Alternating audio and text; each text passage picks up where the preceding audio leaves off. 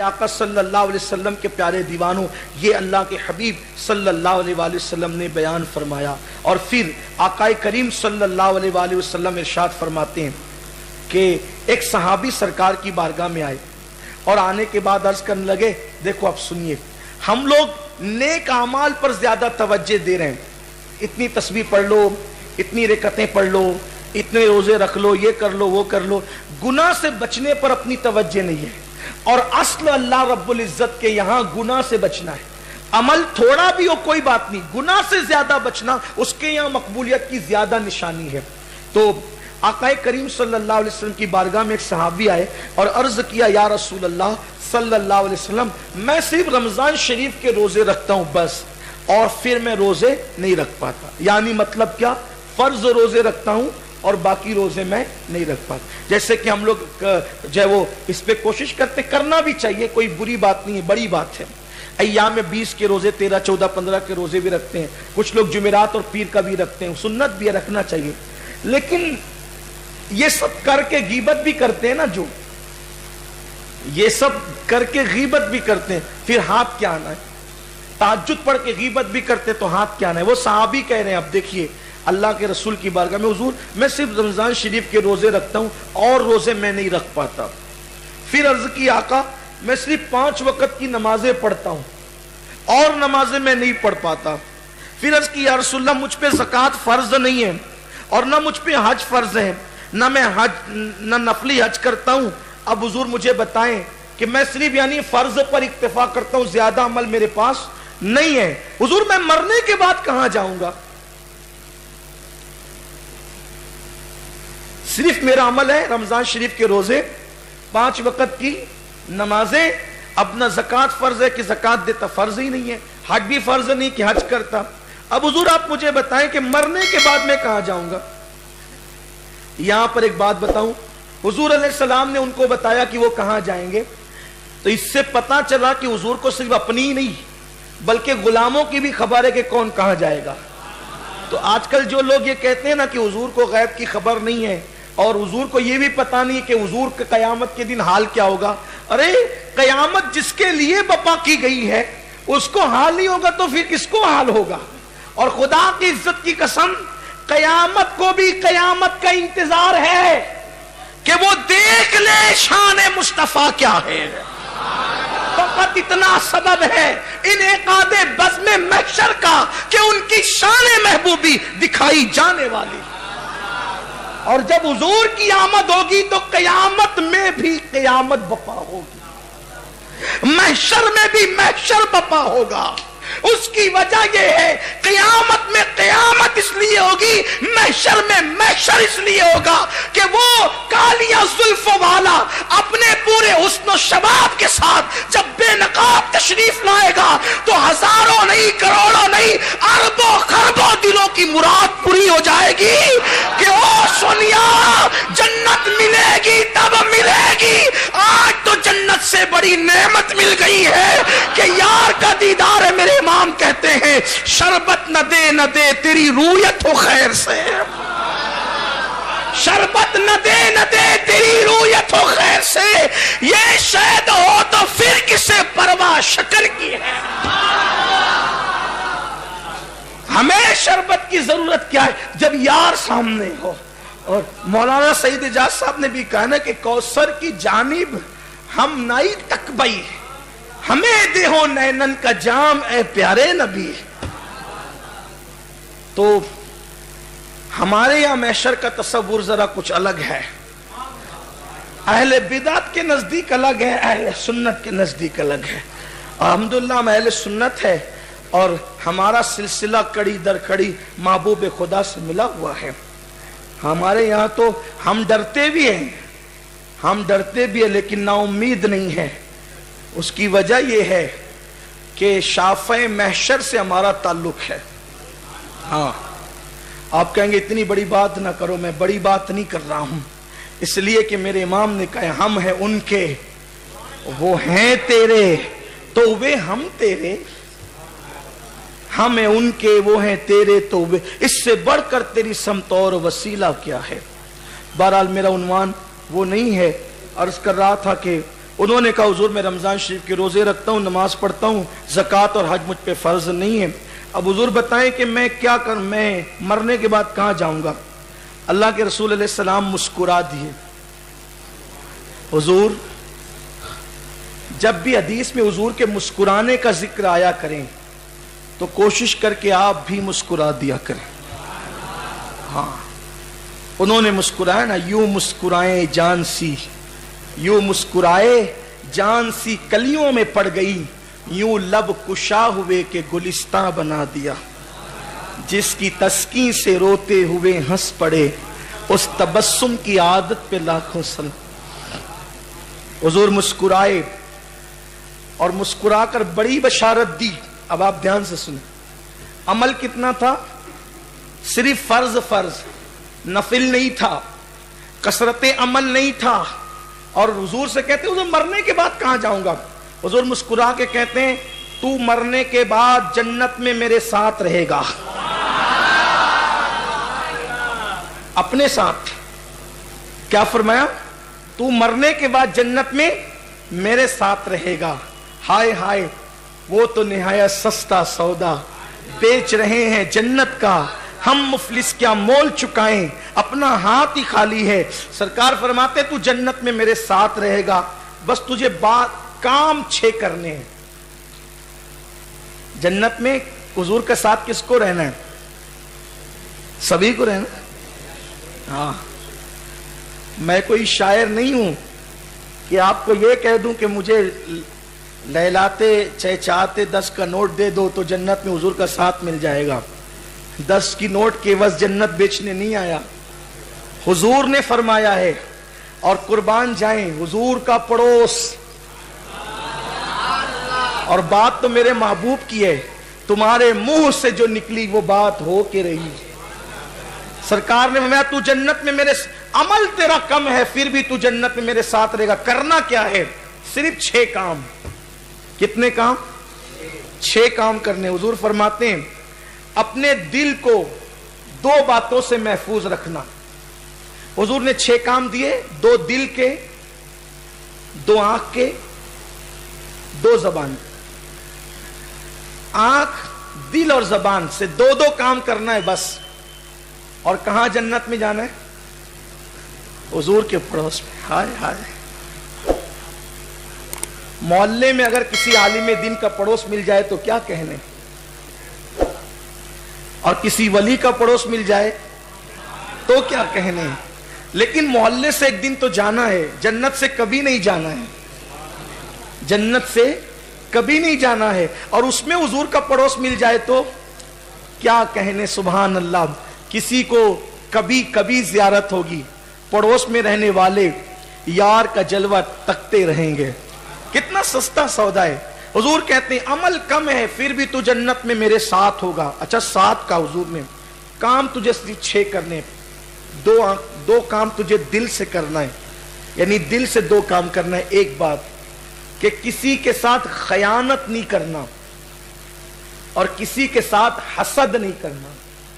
اپنے دل سے خیانت اور حسد نکال دے تو جنت میں میرے ساتھ رہے گا. دیکھو آج حسد بھی لوگوں کو ہے نا، ہم بھی لوگوں سے حسد کرتے ہیں ایک دوسرے سے. کوئی خوبصورت ہے نا، اب خوبصورت ہے تو اس میں اس کا کیا قصور ہے. کوئی مالدار ہے تو مالدار ہونے میں اس کا کیا قصور ہے. کوئی زیادہ اولاد والا ہے تو اس کا کیا قصور ہے. کوئی زیادہ عزت والا ہے اس کا کیا قصور ہے. کوئی اعلیٰ نسب ہے اس کا کیا قصور ہے. کوئی اعلیٰ ہمت ہے اس کا کیا قصور ہے. کوئی اعلیٰ اخلاق ہے اس کا، یہ تو قدرت نے دیا ہے. حسد کا مطلب کیا؟ تھوڑی واضح کرتے چلو بات. آج میں نے اپنے ساتھ ایک اپنے بھائی سے کہا تھا میں نے کہ آج بڑے سادہ اور بہت اہم عنوان پہ گفتگو. اگر اس بات کو ہم اپنے دل میں بٹھا کے عمل کر لیتے ہیں، واللہ کہتا ہوں کہ جنت کی بہاریں دیکھ کر قیامت کے دن انشاءاللہ تبارک و تعالی آپ کے دل سے دعا نکلے گی. حالانکہ وہ دعا کی جگہ نہیں ہے، لیکن صرف آپ سے کہہ رہا ہوں کہ دعا نکلے گی. اس پر عمل کر لیں. ہم بہت بڑے نقصان میں غیبت کر کے. حضور نے بتایا تو چھوٹے عمل پر بھی، صرف فرائض پر یعنی کہ نوافل اور مستحبات کی کثرت کی بنیاد پر نہیں، صرف فرائض پر عمل کر کے بھی جنت میں میرے ساتھ ہوگا۔ دو کام تجھے دل سے کرنا ہے، خیانت نہیں کرنا، کسی سے حسد نہیں کرنا۔ دیکھو خیانت کیا کہتے ہیں؟ کسی کے مال میں اس کی اجازت کے بغیر تصرف کرنا، چوری کرنا،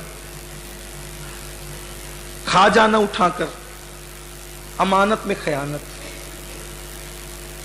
ہمارے اسلاف اتنے محتاط تھے کہ کسی کے گھر کی لکڑی اٹھا کر اس سے خلال کرنے کو بھی امانت میں خیانت تصور کرتے تھے۔ تو کہا کہ دل سے دو کام کر کے خیانت چھوڑ دے۔ اور حسد کہتے ہیں کہ اللہ نے کسی کو کوئی نعمت دی اور آپ یہ سوچیں کہ یہ نعمت اس سے چھن جائے، اس کو کہتے ہیں حسد۔ اب آپ سے میں کہتا ہوں اس سے نعمت چھن جائے آپ کا کیا فائدہ ہے؟ آپ کو یہ کرنا چاہیے اللہ تو نے اس کو دیا اور دے اور مجھے بھی دے، اس کو کہتے ہیں رشک۔ تو اللہ بھئی ایک بڑی مثل بڑی مشہور ہے کہ کووں کے کوسنے سے گائے تھوڑی مرتی ہے۔ گائے جب چلتی ہے تو کوے کائیں کائیں کر کے کوستے ہیں کہ یہ مر جائے تو ہمیں کھانا ملے۔ او بھئی تجھے گائے کے مرے بغیر بھی کھانا مل سکتا ہے کوے صاحب، اللہ پہ بھروسہ تو کر کے دیکھ۔ تو کووں کے کوسنے سے گائے نہیں مرتی، اور کووں کو گائے کو کوسنے کی بجائے وہ اللہ سے دعا کرنا چاہیے ہمیں روزی عطا فرما، رزق عطا فرما۔ اللہ تبارک و تعالیٰ کی شان ہے کہ گھونسلوں سے جب پرندے نکلتے تو خالی پیٹ ہوتے ہیں اور جب واپس پلٹتے ہیں تو بھرے پیٹ ہوتے ہیں۔ تو حسد نکال کہ اس کو وہ چیز ہے وہ اس سے چھن جائے، اس کے بچے مر جائے، اس کا حسن چلا جائے، اس کی دولت چلی جائے، اس کی عزت چلی جائے۔ حسد مت کرو، بلکہ اللہ کے یہاں تو اتنا اس کے خزانے میں کہ وہ سب کو بادشاہ بنا دے، پھر بھی اس کا ختم نہیں ہوتا۔ ارے ختم ہونا تو دور کی بات ہے۔ اللہ رب العزت میرے آقا فرماتے ہیں اللہ کے خزانے کی شان یہ ہے کہ سارے اولین اور آخرین ایک میدان میں جمع ہو جائیں اور جمع ہو کر کے سب اللہ سے منہ مانگی مراد مانگے اور اللہ سب کو منہ مانگی مراد دے دے، پھر بھی اس کے خزانے سے اتنا بھی کم نہیں ہوگا۔ سمندر میں سوئی ڈبا کر نکالنے سے جتنا کم ہوتا ہے اتنا بھی میرے اللہ کے خزانے سے کم نہیں ہوگا۔ اس کے خزانے بھرے ہوئے ہیں۔ علماء یہود حضور کی آمد سے پہلے حضور کے وسیلے سے دعائیں کرتے تھے اور خوب ڈینگے مارتے تھے کہ وہ نبی آئیں گے تو ہم ایسا کریں گے، ہم ویسا۔ حضور آئے تو حسد کا شکار ہو گئے اور حسد ہی نے ان کو ایمان قبول کرنے نہیں دیا۔ تو اللہ کے رسول نے حسد مت کرو۔ اللہ کے رسول علیہ السلام فرماتے ہیں حسد نیکیوں کو ایسے کھا جاتا ہے جیسے لکڑی کو آگ کھا جاتی۔ حسد دلوں سے نہیں، دل صاف رکھو یار۔ بلکہ میں آپ سے ایک بات کہتا ہوں، اگر ولی بننا ہے، اللہ کا دوست بننا ہے، زیادہ عبادت کی ضرورت نہیں ہے۔ ولی بننے کے لیے زیادہ دل صاف رکھنے کی ضرورت ہے۔ جن کے دل صاف ہو جاتے ہیں پھر ان کو اللہ اپنے کرم سے اپنا دوست بنا لے۔ بلکہ عبادت کی کثرت اس لیے کروائی جاتی ہے کہ اس سے دل صاف ہو جائے، دل کی صفائی منظور۔ تو آقا نے فرمایا میرا پڑوسی بنے گا تو جنت میں دو کام دل سے کر، خیانت نہیں کر، حسد نہیں کر۔ پھر فرمایا اپنی زبان کو دو باتوں سے بچا، جھوٹ مت بول اور غیبت مت کر، تو جنت میں میرا پڑوسی بنے۔ تیسری اور چوتھی بات جھوٹ نہیں بولنا اور غیبت نہیں، جھوٹ سے بچو۔ جھوٹ اکبر الکبائر ہے۔ جب کوئی بندہ جھوٹ بولتا ہے تو فرشتہ ایک میل دور ہٹ جاتا ہے، اس سے اتنی بدبو آتی ہے۔ اور جھوٹوں پر اللہ نے لعنت کی ہے۔ جھوٹ نہیں بولنا اور غیبت نہیں کرنا۔ اللہ کے رسول میں غیبت نہیں کرنا، یہ چار چیزیں ہیں، پانچ چیزیں۔ جس چیز کو اللہ نے حرام قرار دیا ہے اس کو نہیں دیکھنا، یعنی عورتوں پہ بد نظری نہیں کرنا۔ آج کل پکچر کے پوسٹر دیکھتے ہو نہیں دیکھنا، ننگی تصویریں دیکھتے ہو، اس کی میں تھوڑی تشریح کروں، ننگی تصویریں دیکھتے ہو نہیں دیکھنا، گندی پکچریں دیکھتے ہو نہیں دیکھنا۔ کچھ لوگ کہتے ہیں مولانا وہ پاکستانی سیریل دیکھنے میں کیا تکلیف ہے، اس میں تو بہت زیادہ گھریلو سب واقعات ہے۔ تو وہ جو آ رہی ہے نا وہ اداکارہ، وہ کوئی ہماری خالہ کی بیٹی تو نہیں ہے نا، وہ خلیری بہن وہ تو تھوڑی ہے نا، وہ تو آپ اس کو تو دیکھ رہے ہیں نا، وہ چہرہ کھول کر کے آ رہی ہے، آپ اس کو تو دیکھ رہے ہو، اس سے آپ کا کیا رشتہ ہے؟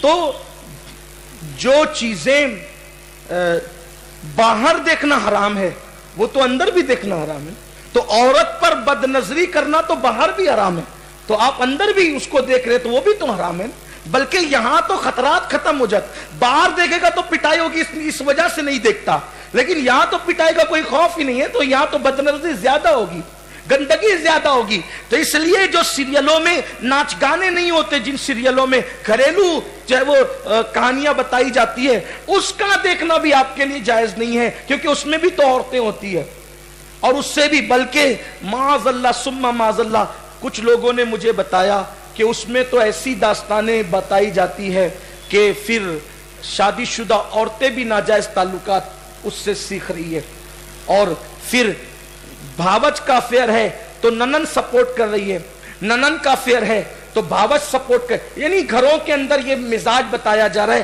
کہ ننن بھاوج ننن نہیں ہے بلکہ سہیلی سہیلی ہے، تو اب دوستی کا تقاضا یہ ہے کہ اگر ننن کا افیئر ہے تو بھاوج سپورٹ کرے، اور بھاوج کا ہے تو ننن، یعنی اس کو بھائی کی نہیں پڑی ہے، اب جو اس کی سہیلی بن گئی ہے نا ننن تو بھاوج، تو اب یہ اس کا سپورٹ کریے، کس میں؟ گناہ میں، اور اس کو کہا جا رہا ہے کہ یہ اسلامی کلچر ہے، اسلام لا حول ولا قوت الا باللہ، یہ کون سا اسلامی کلچر ہے؟ لعنت ہے!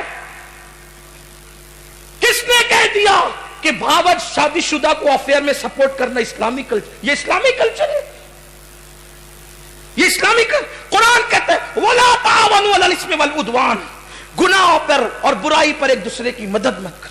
وہاں تو ہونا یہ چاہیے تھا کہ غلط قدم اس کے جا رہے تھے تو فوراً روک دیتی یا گھر والوں کو اطلاع کرتی کہ غلط راستے جا رہے، کیونکہ اگر آپ کہتے ہیں چلے ننن بھاوج نہیں، دوست ہی دوست کو لے لے، سچا دوست وہ ہے کہ جب تو گناہ کرے تو وہ تیرا ہاتھ پکڑ کے روک دے، سچے دوست کی پہچان یہ، اور آپ اس کو اسلامی کلچر کہتے ہیں؟